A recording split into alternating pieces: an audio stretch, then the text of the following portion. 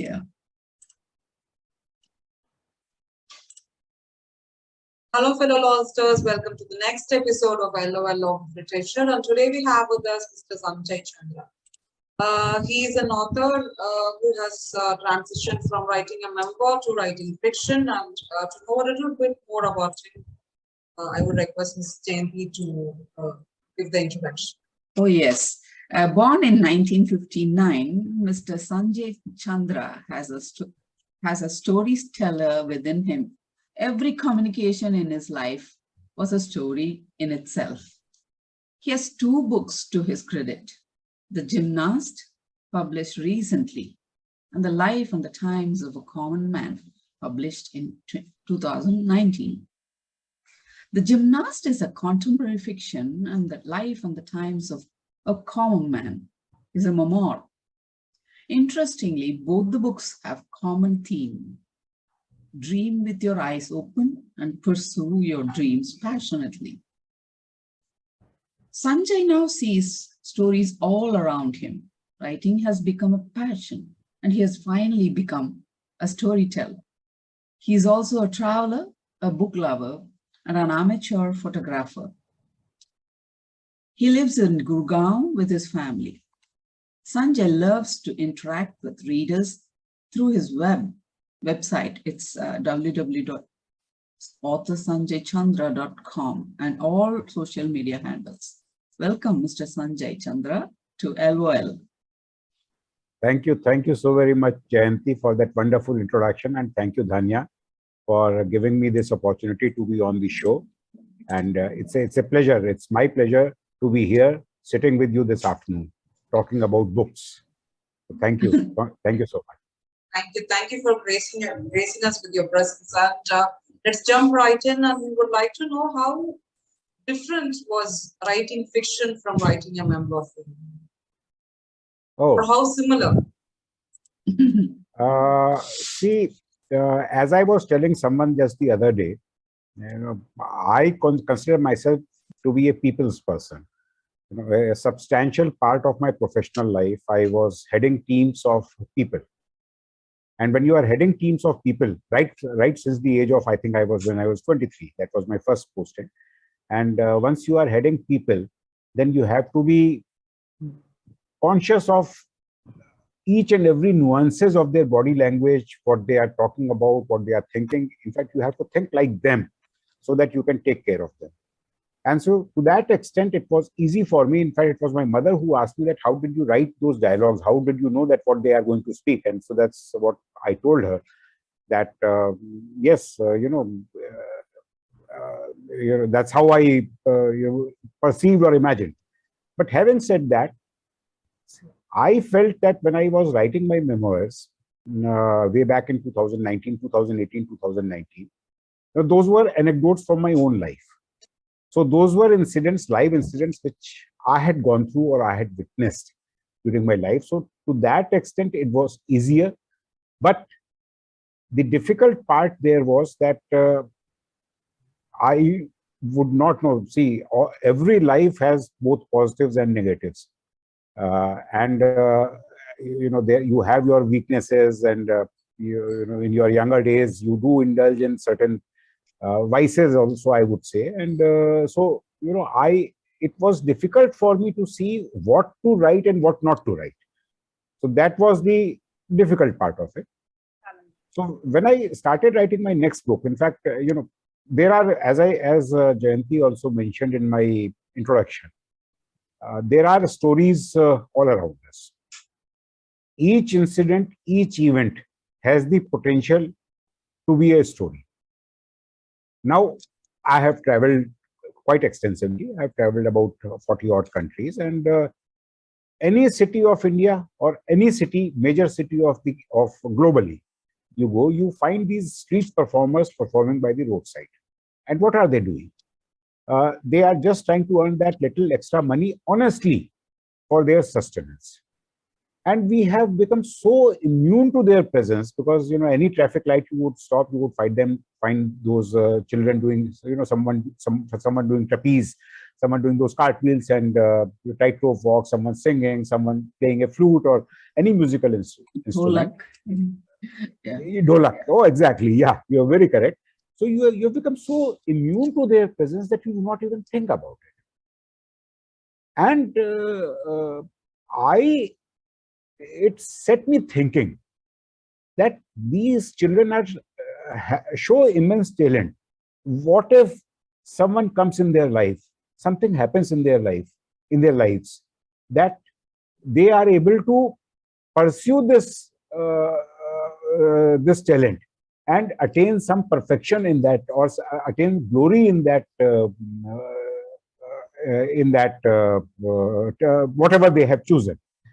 But then, that was the difficult part was, that it was not just a layer or a linear story. Every generation has to contribute for the next generation to improve.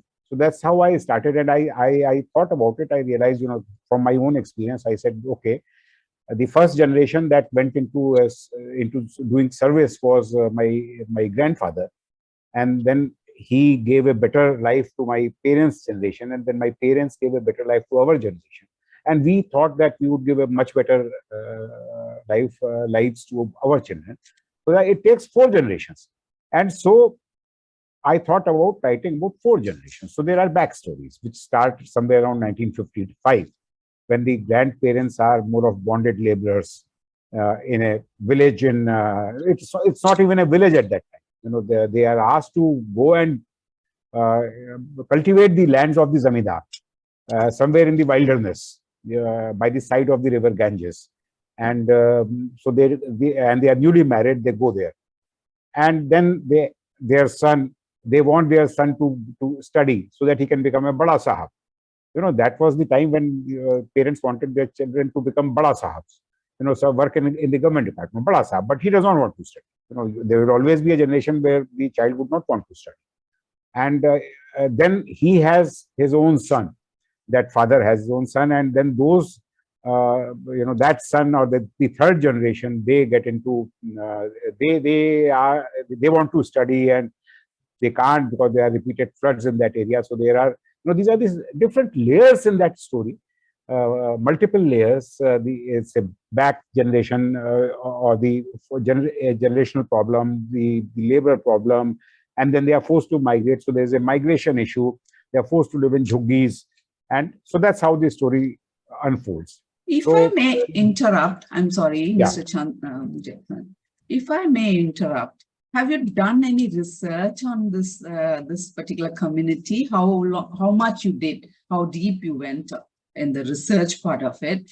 How you got prepared? You got prepared for the book, because you're writing about one particular nomadic life they lead, and of course, to some extent, we all can research online these days. But you're talking about generations that you're going to write, right? So did you do lots of research, and how much you did? My research was not in terms of reading books or reading literature. Okay. My research came out of my own experiences of the back generations. That was one. Okay, and from the ever omnipresent Google. Okay. So yes, I did research. I did research about there are incidents in the book which actually happened, may not have happened in the same timeline, like construction of a bridge across Ganges and those floods and creation of dams, etc. And so that was the research, and rest all, and more particularly because since I am not a gymnast.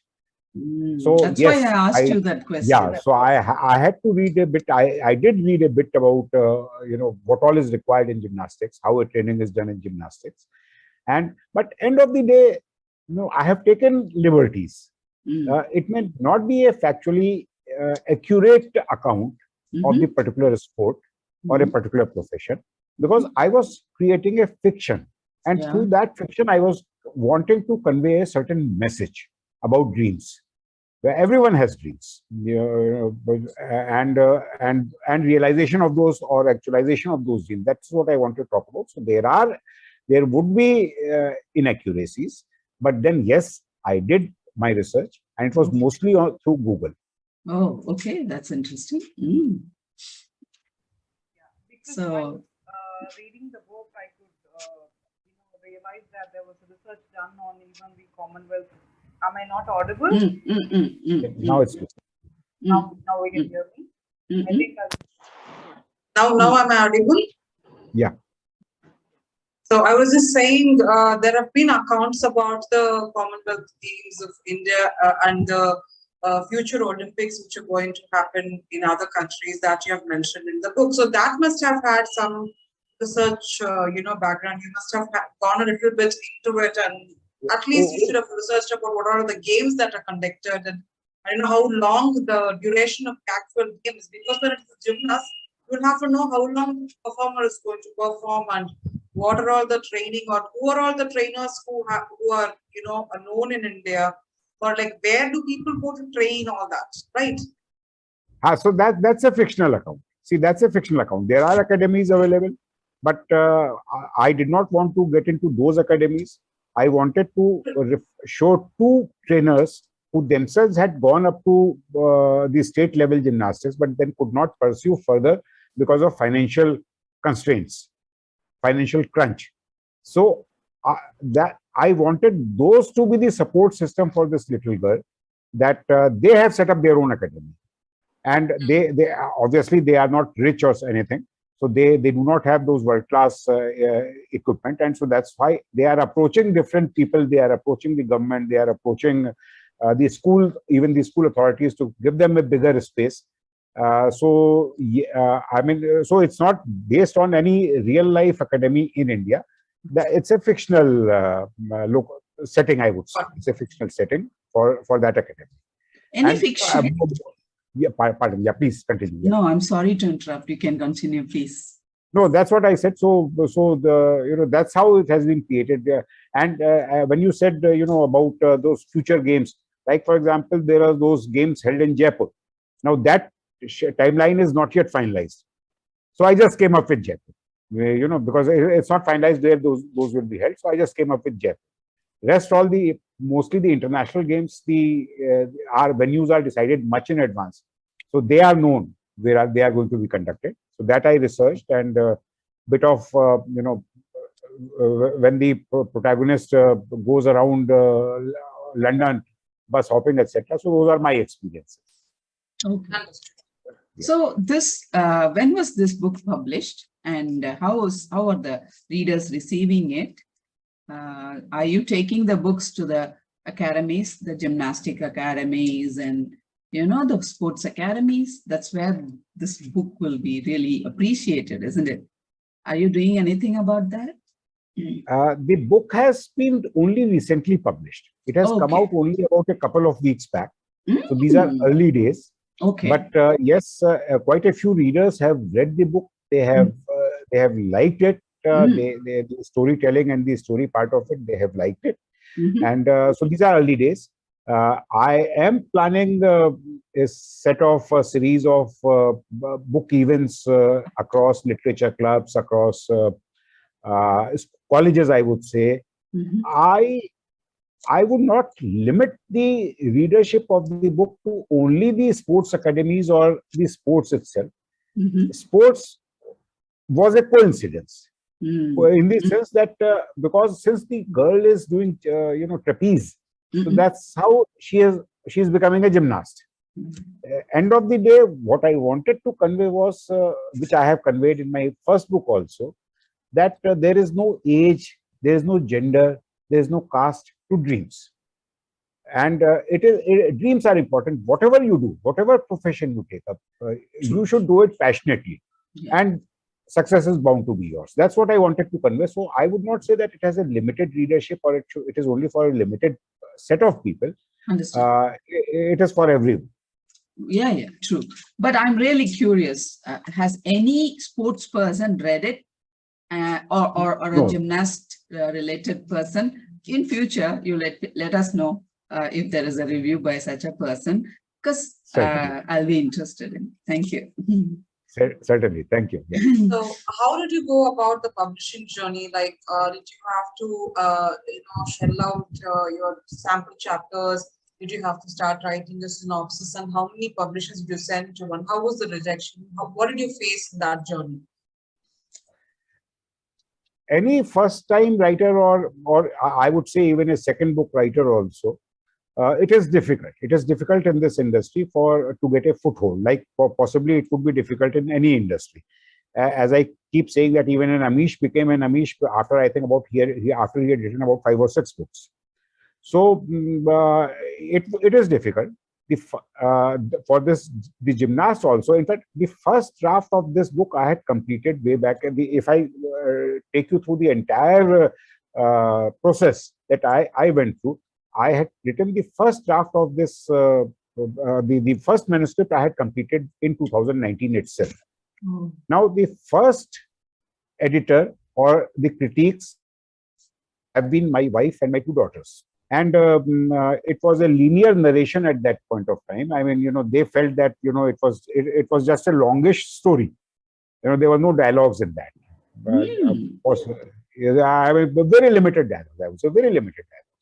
And so, thereafter I did a lot of iterations in that, a lot of changes in that. And a number of drafts were created before they were satisfied. Now, once they were satisfied over the next 9 or 10 months, then first of all, I sent it across to all the established publishers. And many of the publishers were kind enough to send me that rejection script, saying rejection mail, I would say, that we would not like to take it up. We cannot take it up at this point of time. Yes. But then, yeah, and some did not even respond. That's very natural. It was around that time that I came across the concept of a literary agent. And I read an article in a book, in a magazine, where they had featured about, I think, 5 or 6 top literary agents in India. So this was a concept which was new to me. So what I did was the same thing. I created a synopsis and I created those, first 2 or 3 chapters. So I sent across to these 5 or 6 people also, and it was my literary agent. The agency is known as First Forays Literary Agency, headed by Lalita Ravindran. So yeah. She called me up. In fact, she called me up after she had read it, and she said she sounded very excited. She said, "Sanjay, it's a wonderful story. You send me the complete manuscript. I'll push it." And there was another literary agent also. He said that he was busy at that point of time. If over the next 6 months, if I am not able to find a publisher, then I could again approach him. So and one literary agent said that they are not taking contemporary fiction at this point of time. Another literary agent also said something similar. So I sent it to Lalita. Now, my manuscript went through again an entire reading by Lalita, and she came back to me. She said what she wanted me to do. My initial book was about, manuscript was, I think, about 72 or 73,000 words. She said she wanted to be brought down to 60,000 words. I again went through the entire process, and I could still, I felt 64, 65,000 words, which is the current word count. I limited it to that and sent it. Then she sent it across to several publishers. Eventually, Garuda Prakashan, they picked up the book. They were equally excited. They said that we want to take it up. And, but then, it's not a self-published book, but then they have now a hybrid model, because during the COVID, the publishing industry has taken a big hit. So they said that I will have to pre-order 400 copies at 50% of the MRP. So yes, my expenses started then and there. And their editorial team went through another 3 rounds of editing. And then the final typeset manuscript also went through another 2 rounds of editing. So that is the kind of editing that it has gone through, and then come out. And then by that time, there was a shortage of paper in the industry, imported paper in the industry. So it took another 4 or 5 months. And that's how, I mean, otherwise it should have come out almost 6 or 7 months earlier, but that's how it came out only in July.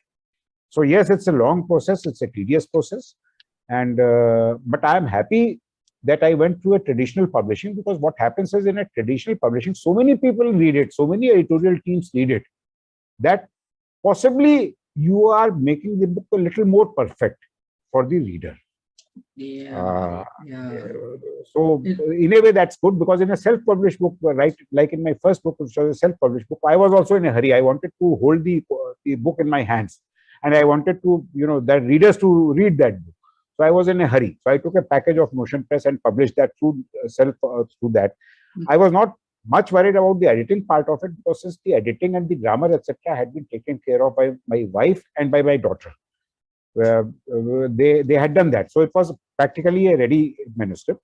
But then still, had there been an editorial input from the publisher also, possibly it would also have become more readable. So how was it? How was it to hold the first copy? Because you were so eager to get it. I'm natural, right, for anyone. So how was it? When I got my first copy, yes, I was excited, particularly for my first book. Second book, yeah, excitement was there, but by the time I was asking only for the first book. It's always the first book. It was wonderful. I picked it up, I smelt it. I had the smell of the paper. So that was it was a wonderful feeling. It was a wonderful feeling. I loved it. So how was that book received by the readers? Once again, see, the first book and those also memoirs, I would still say that I sold about, I think, 550 or 600 odd copies. Not bad. Not bad, but not enough to sustain or to do the expenses that I incurred in that. But yes, there were some very nice reviews to that book. Somebody from Siliguri, apart from my family and friends, they loved it. I mean, my family and friends, obviously, they loved it. But then I often, once you asked me that question, it came to me. Somebody from Siliguri, he sent me a message. He said, "Sir, your book was gifted to me on my birthday by my uncle, and I have read it." Oh, and so he gave his own review. So that is something which stuck in my mind, that yes, possibly, and that's what I wanted. He was a youngster. He was, I think, 20, 21 years old. So I felt that, yeah. So how did the social media help you? I mean, how did you promote your book? The book? Yes. I did a mix of social media and a few of those PR people. I use them also, but mostly social media. And social media would help you only to the extent that you are known. People know at least. There is a Sanjay Chandra and there is a book. But then the reach. See, the thing is, reading as a habit is now going down, and that is a challenge. I started reading when I was maybe about 6-7 years old, and maybe just the comic series or something. But then, yeah, the reading started coming in. But reading as a habit is going down, which is unfortunate and which is not right for, I would say, for the evolution of the society, because reading expands your imagination. Reading evolves you into, I would say that reading even helps you in your professional life as well, how to tackle situations, how to handle situations. So reading as a habit, I mean, it's very important for us as authors, or for all of us who are related to this industry, to inculcate that habit. And so that's why, I keep posting my reviews, etc., because at least if I am able to book reviews, whatever books I read, I post a review, so that, and that's why I said that I would love to go to colleges. I would love to talk to these students, because these young students, they ask you very, very searching questions, and which really helps. So, for my first book also, I went to colleges in Jaipur, Chandigarh, Ludhiana, and interacting with them is always a pleasure. And it gives you a different perspective. So social media helps, but I would say not the social media would not be the be all and end all. It will have to be, clubbed with the other traditional means of publicity, like offline display, etc. But unfortunately, everything has a price to it, and which is where, so it's as my wife would say, that it's an expensive hobby. But I don't consider this as a hobby. I would say now it is a passion. Expensive. I think we can log off and log it back again because there's just 5 minutes left in the meeting. Sure. I'll just send you guys a link. You can just add this. Okay, so you are sending.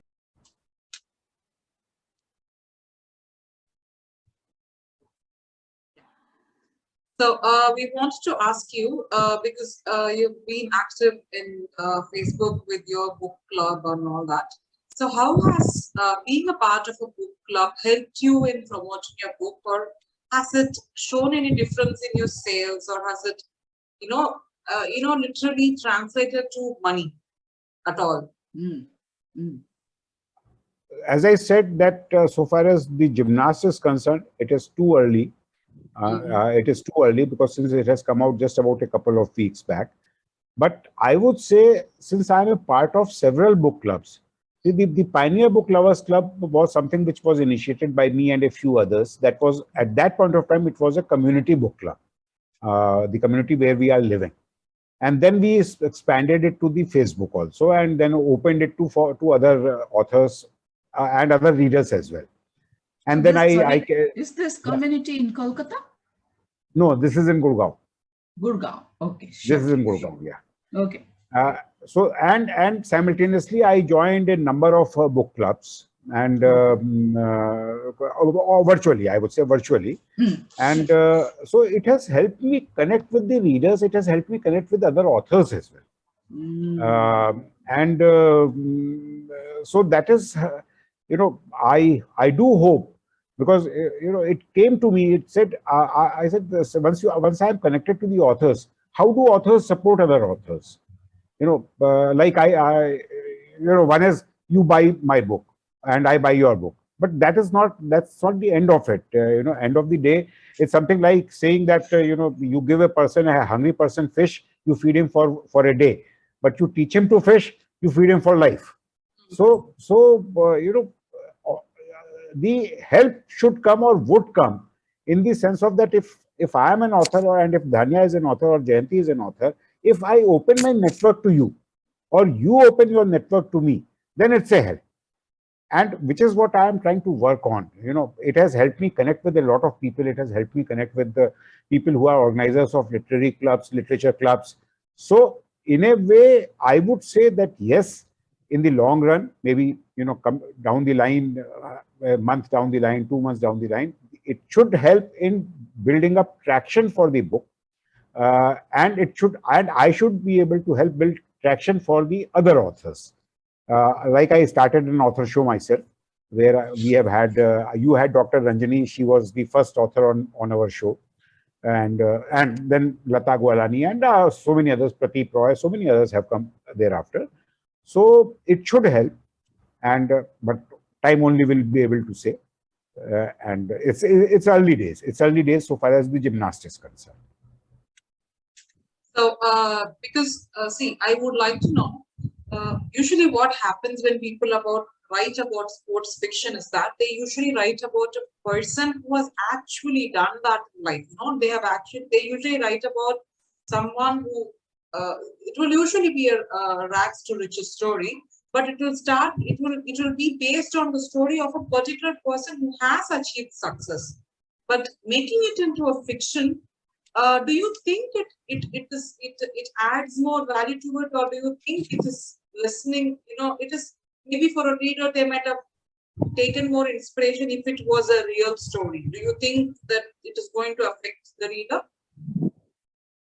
See, there are, particularly in our country, and not only in our country, even in the many of the underdeveloped countries, there are real life rags to riches stories.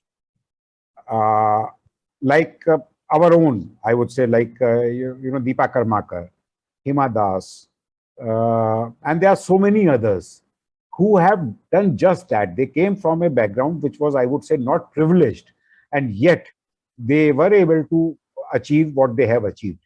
And like say, let's say those, from the African continent, there have been several runners and athletes who have done wonders. So there are rags to riches stories, but I would not say that building up on these the stories can be inspired by someone's life, but the stories need not be somebody else's life. It can be a purely fictional character. The concept can be taken from a real life character. Like in my case, as I said, that possibly I was inspired by, because it was around that time that Deepa Karmakar had performed that Prodonova and everything in gymnastics. She had done that Prodonova, and so that's so it was inspired because she also came from a different background, from a not so privileged background. But then yes, no, I would say my story is my story. I mean, it's not anybody else's story, and it does not mirror anybody. It does not purport or claim to mirror anybody else's story. The background of this protagonist is totally hers, and it's a mix of coming from a different background and moving on, etc. So I would not agree, or say I would say that stories can be inspired. All stories would be inspired by real life incidents, real life events. As Jayanthi said right in the very beginning, there are stories all around us, and you just have to catch them and build them into a relatable story for the reader to read and to reader to enjoy. Okay. So we'll just ask one question and then we'll go to the next segment of this episode. The last question that I would like to ask you is, what happens usually when you do fiction is that there is a point where you get too involved in the story that you live the story. And because your story runs through 4 different generations, you will have to have gone into the minds of so many people from different generations. Was there a time that you felt like, you were living that life, or maybe your life was taking, a toll because of that, or maybe you just weren't able to come out of that character while you were writing the book? You are absolutely right, to the extent that, yes, when I'm sitting in front of my computer and when I'm writing that, I'm visualizing a certain character, I am visualizing a certain event or a certain incident in that character's life. And so I'm writing, I get involved in that character at that point of time. But then, yes, maybe it has been my professional experience that comes to the fore, that I would come out of it, once I have shut down my computer. But every time there are passages in the book, every time that I read those passages, it sends, it gives me goosebumps. And sometimes I have even cried, like, when she wins and there is not even a single eye which does not have tears. So I also cried, or I also cry even now also. If I would read it again, possibly I would again cry there. So yes, you have to live those lives. You have to feel those lives, since it has to come from your heart. It cannot be something contrived. It has to come from your heart. And so words, English is not my first language. And so when English is not my first language, many a days it would so happen that I am not able to get a particular word for a certain particular word. And so I would not write, I would sit staring. And then, then I would maybe come out and ask my wife or my daughter that what is the word for this? But then, yes, I interviewed another author, and that another author, she told me, she said what she does is that she writes, if the word comes to her in Hindi, she just writes that Hindi word in Hindi word and moves on. And then she would go back when reading it again, then she would try to find out what the exact word should be in English for that. So, but then for me, yes, I mean, it could so happen that I would continue to stare at the screen looking for that word and then move on only after I had, uh, pinpointed that word or I had written down that word. So, but yes, coming back to your original question, yes, you have to be, or I as an author have to be invested when I'm writing about a certain incident or event or writing about a character into that character and get into the role of that character to write that. So I do that. Yeah. Okay. Mm. So when you told this answer, I was reminded of an answer Miss Jayanthi had given when her first book was published, and someone had asked her. I mean, her first book in English, because she was a Tamil. Who She was was that? a Miss Jayanthi. Miss Jayanthi, her first English book was published a few years ago. Yeah. This was her first English book. She had written almost 40, 50 books in Tamil before that. But this was her Okay. first book, and someone asked her, in what language do you think? Like, because you've been a Tamil author for so long, what language do you think? And when you write, does that language affect you writing in English? And I don't know, for some reason, we both answered at the same time. We said we think in scenes. We don't think in a language. It's just the scene that forms inside us. It's not the word that comes. So it's really different to think in a particular language. Though we are connected more to our whatever our first language is or whatever our mother tongue is, it's still the scene. So like because your answer just reminded me of that incident that we had, and we both answered that at the exact same time. That if at all I really think in words, it's most of the times in English. I've noticed, even when I was writing in my mother tongue, I used to think in English because I was not strong in my mother tongue, at least writing part. Since I chose to write in the beginning, I used to really find it difficult. You said you wrote something in Hindi and you revisited, right? I used to write in English and I will revisit for Tamil word. I used to even ask people. I was reminded of those days when you said all this. So it was interesting also. very insightful. You are very absolutely right. You have to think of the scene and then think about, and then put in the dialogues and everything, and then put in the story. Yes, you have to paint what comes first to you? Because each author has a different way of starting a chapter. So when you sit to write a chapter, what is the first thing that comes to your mind? Is it like the actual scene, or is it like the end of, like, this is how I want this chapter to end? Or do you read your previous chapter and then sit and write the next chapter? How do you go about writing a new chapter? See, in case of the gymnast, I knew how I wanted to start it. So in fact, the first chapter of that book I had already written when, in fact, my first book had gone for publishing. So I knew that how I wanted that particular chapter to start, the first chapter. Then I also knew how I wanted the book to end. And so thereafter, I had written the last two chapters, I would say. The last two chapters I had written. So that was those were the first chapters that I had written. Now, thereafter, I started setting down, or I started putting the story in between. And when I wrote, I would scene by scene or chapter by chapter. So I would finish a chapter. No, I would not. Mostly, I would not revisit the chapter earlier written.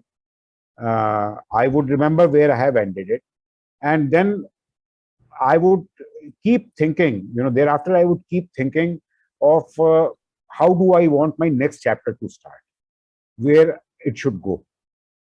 And so then when I sit down, I write my second chapter. I start writing my second chapter. My revisiting in my second book, the major challenge was that the characters were of a different age group. So, I had to be very particular about that I'm not miscommunicating the ages in subsequent chapters. So what I did was that I wrote down their year of birth in my diary. That okay, I mean, this gentleman is born, or this lady is born in this year, this year, this year. So I would refer to that chronology or that timeline only so that I am not committing an error or committing a mistake. In fact, in my third manuscript, which is also complete now and should be ready, is ready to be sent out to the publishers or my literary agent. So there also I followed the same principle. But in the fourth one, what I have done is that I have written almost about 25,000 words. And thereafter, then I have sat down and I have written a complete synopsis of that manuscript. And now what I am trying, I am also evolving. I would say I am also evolving as I am writing more and more books. So in that, what I am trying to do is then I will fill in the synopsis with the scenes and everything. That's how I will be doing it. So, but in the gymnast, no, my methodology is simple. I would write a chapter. I would then close it. If for a few days I am still not getting an inspiration for the next chapter, I would not write. I would not open my computer. I would keep thinking about it. And once I get that inspiration, maybe during my morning walk or maybe while sleeping, I'll come back and then start writing the next chapter. So that's how that has been my writing styles so far. So when is your next book due, sir? Just a second. I'll just skip to the next segment and we can continue this question in the next segment. This is a part of the next segment. So the next segment is called World of W's. World of W's is nothing but W questions like what, when, where, and all that. And this is like for our listeners to, if they were not able to sit through the entire session, they could just scroll down here and listen to this. It's like a gist of our entire conversation. So the answers can be crisp and they're going to be like, it's almost like rapid fire, if you want to call it that way. So yeah, the first question I think Ms. Jayanthi just already asked. Can you repeat the question? When is it? When is your next book due? It's a painful process. So I had completed the draft of that manuscript. Once again, I had completed about a year back. And then I sent it to Lalita, and Lalita wanted. Incidentally, it's a crime thriller. It's a murder mystery. So different genre altogether. And so she has finally told me to, once again, she's very good at asking you to condense. So she has asked me to. So she has told me to condense it by another 10,000 words. Currently, it's about 79,000 words. I don't intend to follow her advice. I would still keep it somewhere around 72,000 words. So then thereafter, she will start sending it to the publishers. So, but then I would say that it should take maybe another 6 to 8 months for that to be coming out. How, because this gymnast is a series, a part of a series, when do you think the next book in this series is going to come, or are the two books connected, the first and the second, and how many other books you have in mind? Are they all connected to each other? No, they are not. I'm still, I mean, the third one, the murder mystery is not connected to this in any way. See, initially the gymnast I had actually named it as the street performers, and I had wanted to write the story of all the three siblings, all in one book. But then I realized that, it will not be doing justice to any of them if I write in a single book. So I divided into three. I thought of writing three series. So book one, this is book one. Book two could be about Deepa, the second protagonist, and book three could be about Pradeep, the musician. And so nothing is in the pipeline, but the fourth manuscript on which I am currently working, I am still in two minds whether I should merge the life of one of the protagonists with that another protagonist in that book, the fourth one that I am working. I am still in two minds on that. I have still not decided. Maybe I may not, because through that fourth manuscript, I want to raise another very serious subject. It's a rather serious subject. It is about adoption. And see, it becomes serious in the sense because adoption is still not considered to be a very normal. it's not accepted by the Indian society, I would say. It's not accepted by the Indian society, and even the child goes through a lot of trauma. Now, just revealing a bit, that story is about a child who is abandoned by his mother in a train compartment, and then from there it moves on. But I am liking the crime, the murder mystery or the crime thriller genre. I am liking it. Yeah, so I am liking it very much. So I don't know. In between, I may write another crime thriller. I've created a character in my third manuscript. I've created a character who is a detective. Something like on the molds of Sherlock Holmes or Poirot. So maybe, I don't know, but too much into the future, but yeah. So, yes, the series would definitely be coming, but timeline I would not be able to comment right away. Where can the readers find your books? My books are available on Amazon. The books are also available on the websites of the publishers. Like the first one is on Notion Press, and the second one is on Garuda Prakashan, Garuda Books. Apart from that, Flipkart also they are there. The Gymnast has not yet been converted into an ebook, so it's not yet available on Kindle. In due course, it will also be there on Kindle. So they are available on all the major platforms, and including the publishers' websites. How long does it take for you to usually write the book? Not considering the editing or the publishing process, how long does it take for you to write a book? About 4 to 5 months. It takes about 4 to 5 months, the first draft. And then it goes through all those iterations. But about 4 to 5 months is the normal time.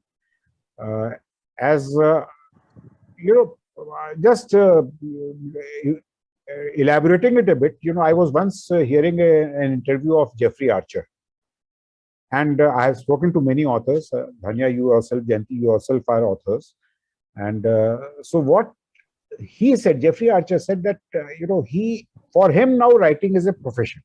It's almost like a profession. It's not a side business or something. Yeah. He says that every day he makes it a point that he will be sitting either on his computer or with his diary. There are many authors who still write on pen and paper. So he said that every morning he would dot at. He said that he explained his schedule that probably 9 to 11 he would say that 11 he will take a break, and then after lunch from 1 to 3 he will sit, then take a break, etc. But he said 6 to 7 hours he writes daily, and so that is the trick, that it has to be. You have to sit down on the computer and write something. Whatever, it may be just 10 lines, it may be 1 page, 2 pages, but do write, get into that habit. So that is important for an author. And how many edits do you usually go through? You personally, I'm not talking about the external editors of your wife or anyone. Just personally, how many edits does your book go through you? Before I give it to my wife? Yeah, before it goes to anyone else's hand. Oh, I think 3. 3. Not less than 3. I would say not less than 3. But I would myself read it at least 3 times and get satisfied before I hand it over to a printout to my wife. Thank you. I think that's the end of the session, and we would like to know if you have anything to tell our audience, because most of them are aspiring authors and they come here to learn about the process of publishing by other authors and anyone who's connected to the publishing. So if you have any words to tell them. The same message that I am conveying through my books: dream with your eyes open and pursue your dreams passionately. Because if you are passionate about anything, including writing, then you will certainly one day you will attain success. There is no doubt about it, and you should. Dreams are timeless. Dreams are ageless. I am 63. If I could write my first book at the age of 60, then anybody can do. And there is a message for the readers also, that I would like readers to read my book, not just my book, readers to read and also share reviews of whatever you have read. because that is the way for a continuous evolution of you as a reader and the author as an author. So that's my parting message. And how did you feel about the session that you had with us? It was wonderful. It was wonderful. I was not, it was very insightful, in fact, I would say. And, initially I thought Jayanthi had sent me, I felt that though she had sent me a set of queries, likely queries, but I did not go through them, to be very frank, Jayanthi. I'm sorry, because I felt that an organic interaction is always better. You can think on the move, I would say, as you would say. So I loved the session. It's a beautiful show. We always go organic. Yeah. But that questions our guests, are like just for the guests to have a feel. Because all our guests are different, right? I know, age-wise, experience-wise, expectation-wise. So what we follow is just let them have some idea if they really want it. I know. Like you, or even I would do that. I will ignore the questions, right? So just give it. Yeah, but no, very insightful and very profound, I would say. And I loved. We are focused. The good thing about us is we are too focused on. We don't go deviate into. I started reading at the age of people start. We don't want all that. Everyone reads. Yes. Without reading, we are not becoming an author, right? So exactly. Yeah. Very, very important to read. So so let me ask you a question, Jayanthi. What is the next book that you are working on? I think I'll stop the recording and we can have an informal chat. I'm just like stopping the recording. Yes.